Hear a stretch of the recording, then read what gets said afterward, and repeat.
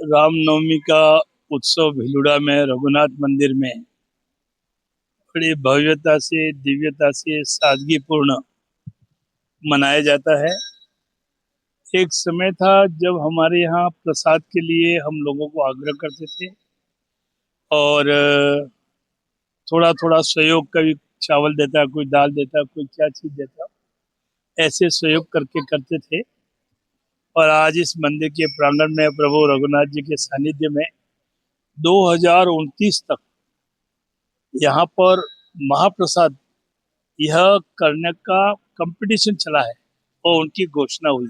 अर्थात प्रभु के द्वार पर युवा पीढ़ी का आध्यात्म में इतना बड़ा लगाव यह हमको देखने को मिलता है।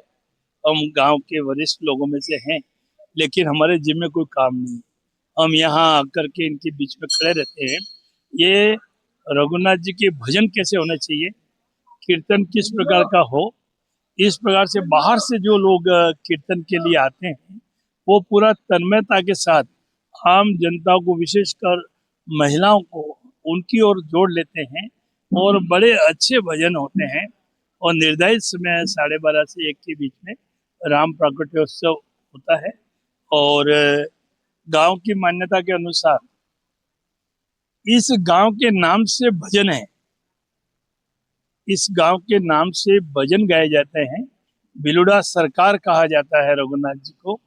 और कई बार नई पीढ़ी बोलती है तो गवर्नमेंट ऑफ भिलुड़ा बोलती है, अर्थात ईश्वर की सरकार है, प्रतिनिधि की सरकार है, ऐसा यहाँ के भक्तजनों के मन में और लगातार बनाता है। मैं उन सब भक्तों का भी इस अवसर पर आपके चैनल के माध्यम से हृदय से आभार व्यक्त करता हूँ कि वे चल करके इस दर्शन करने के लिए आते हैं और इस प्रसाद भी लेते हैं, महाप्रसाद में भी भाग लेते हैं।